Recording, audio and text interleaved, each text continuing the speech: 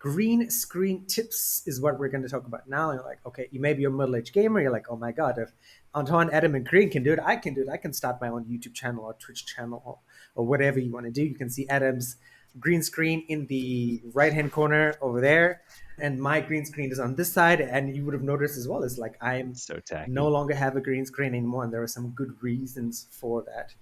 One of the things I will definitely suggest for you to do is do not buy a cheap green screen like I did. So like my green screen, it could never be taught, which is why Adam made his own green screen. Because if you ever been to Adam's house, Adam is like MacGyver but from Virginia. I don't. I made a frame. I didn't make that. I didn't sit there with a loom making the entire screen.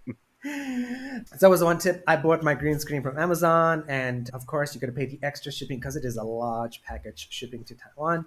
And it was wonderful and it works, but in a hot country where you don't want to turn on the AC all the time, when the fan's blowing a green screen, apparently technology is not there yet to like actually remove your background.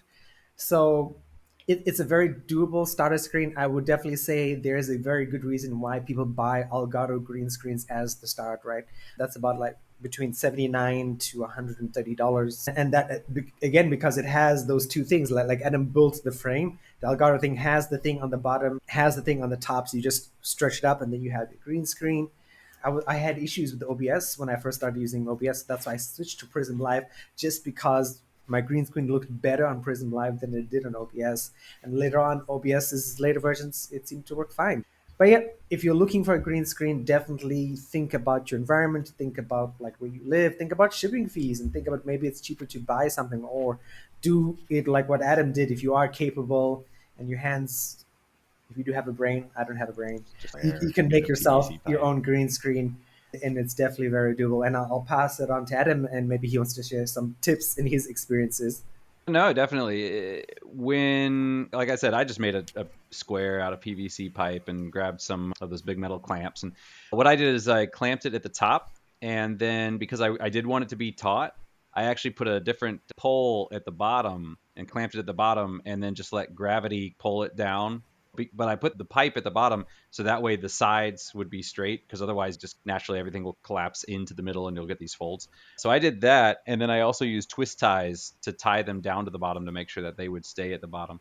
But I would say probably one of the best investments you can make for a green screen is actually a good camera as well, because my older camera, just the colors were more muted. They weren't as vibrant as in the newer camera.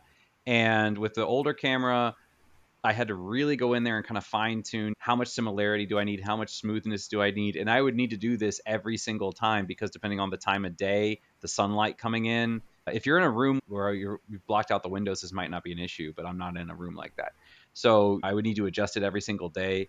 Whereas when I got the better camera with the more vibrant colors, the green popped a lot better, and then it was just so much easier for the software to determine like, oh yeah, this is the green you want to get rid of, and this blue is not the green you want to get rid of.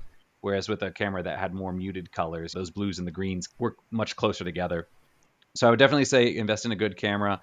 And the other thing I would say is make sure you get good lighting, because you think, okay, I'll put a green screen up in a room, but if the top is closer to the lights, that's going to be lighter. The bottom is naturally probably going to be a little bit darker. Get some floor lighting if you can to kind of balance and even out the green. That would make a really huge difference in making sure that your green is consistent, because that was one of the other issues that I would have is, okay, I can match the top of my green screen and it works perfectly, but then at the bottom there's this faded kind of gray-ish cloud because that part of the green screen is just slightly in shadow.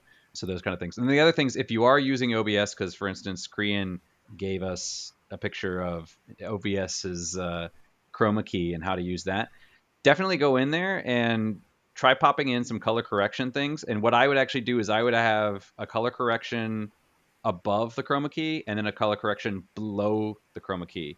So the color correction above the chroma key could maybe saturate my camera a little bit more, and then that would make the green pop a little bit more. And then you get your chroma key, which then erases the green, and then I'd have a second color correction to unsaturate myself so I don't look like this really bright pink Oompa Loompa equivalency. So I could saturate it, get the green to pop, or maybe even tweak the hue a little bit, then get the chroma key to eliminate all that, and then have a second color correction to uncorrect it without after the green screen had already been eliminated. So that would be a huge help as well.